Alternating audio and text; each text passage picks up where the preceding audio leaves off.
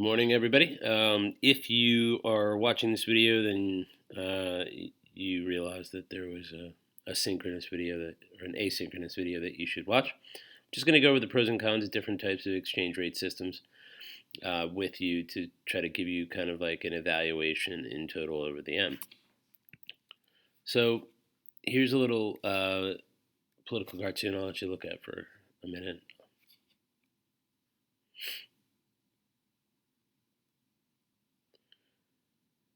Without diving too much into detail, you can tell that like currencies, are constantly being evaluated and valued against one another in a way that can make it seem like they're at odds, so to speak.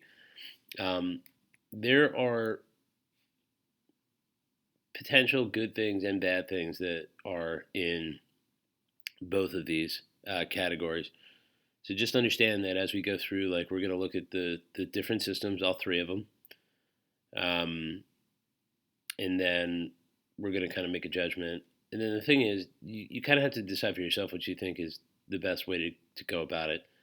But remember always that exchange rates have everything to do with anything international, right? So if you're traveling, if you buy something from some other place, all of that has to do with exchanging. And more or less, if you add to the inquiry that you did, you can get a feel for how much life costs in other places, and what your value is of your own currency. So with a free-floating system, we know what appreciation and depreciation can happen, and we know the definitions of those things.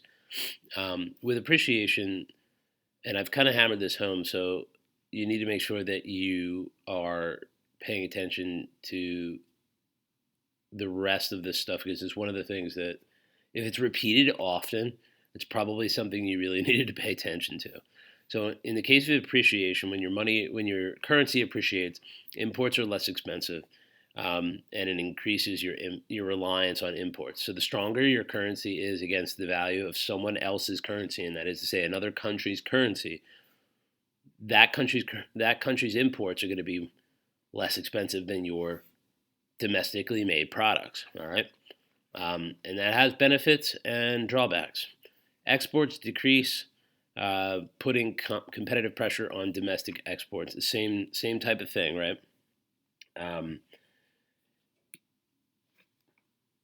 You can have a situation where your money might be worth a little too much, right? And it puts pressure on your ability to innovate or to change your cost of production if your goal is to sell internationally, right? This is also, if you remember back, like we're tying these concepts together from throughout economics, right? As consumers, right? If you are making a certain amount of money, you're more likely to buy the normal good, right? And so if something is cheaper, if an import is cheaper, I mean, theoretically, you look at some of let's just say it's like Chinese textiles, for example. Clothing that is made more cheaply will appear cheaper in a store. If you have the money, maybe something that is of interest to you is buying something that's American made. It will be more expensive. However, most people don't. I don't know that most people really pay attention to where their clothes are made until maybe after the fact.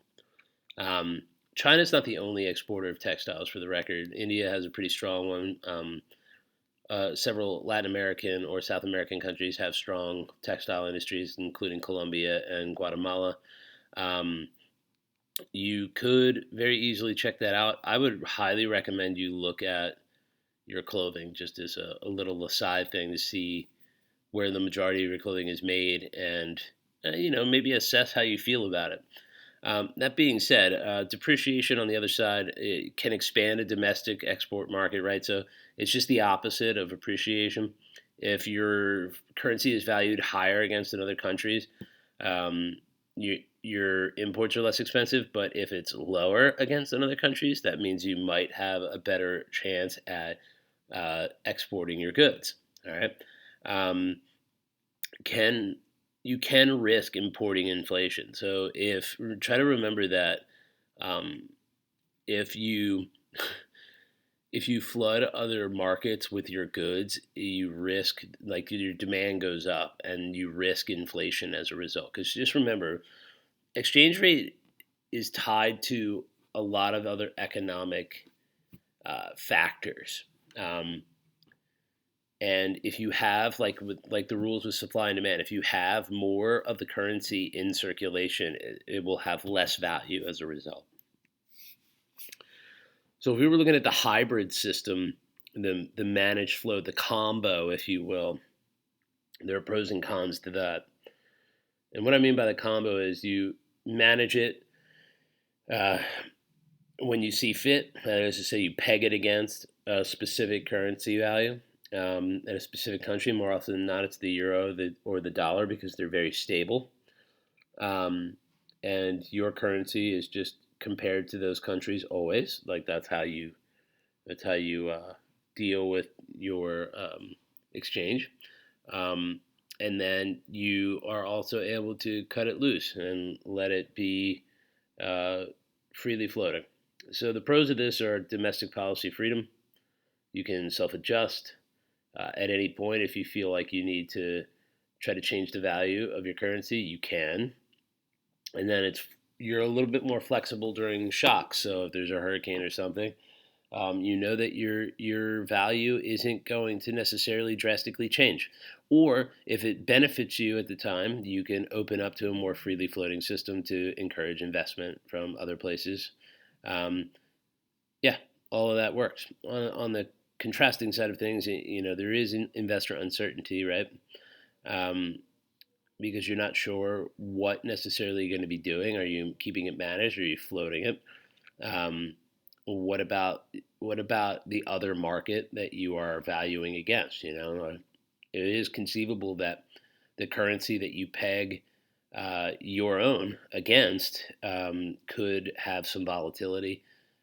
There could be something that happens there that their value goes, and where their value goes, your value goes, right? So the other thing again is too you risk importing that inflation, and that just has to do with like making your exports more attractive against whatever the value you're comparing against is. So let's say you're intentionally devaluing your currency against the United States dollar, and you start selling your goods in the United States, and they catch fire, and it's everybody's buying it. Well, then suddenly the demand for your currency goes way up, and the inflation could get out of control. So there's a fine balance. The last system we got to talk about is the fixed exchange rate, right? The pegged system. You peg it against a different currency, as I already touched upon in the previous slide, right? And so we're going to just run quickly through this. There's stability. There's inflation control. With purely fixed rates, you can control that inflation. Whereas with any free floating system, you're kind of letting it ride. You are checking to see what's happening. And that's one of the pros of having a managed system, right? Is your ability to self-adjust. So if you're getting that inflation action going that could happen with a free-floating system, you're running back with the self-adjustment, right? This also protects against speculation. People can't just, if you have a fixed system completely, everybody knows what the value is going to be, and therefore you're not going to have people come in trying to make a profit off of the changing value of your currency. Finally, because it doesn't change.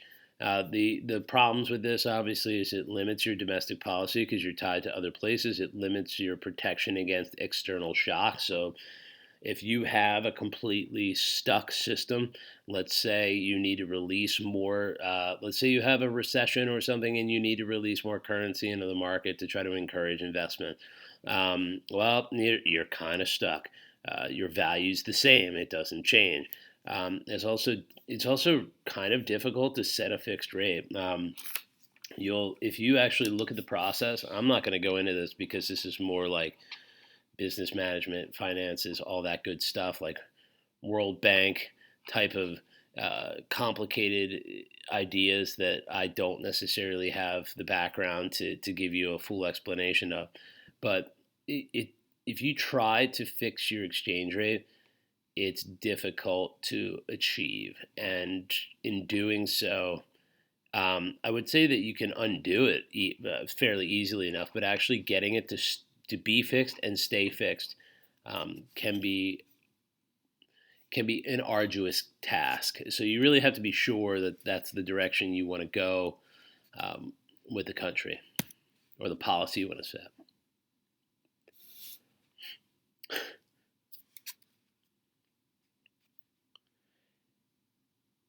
Money rules the world.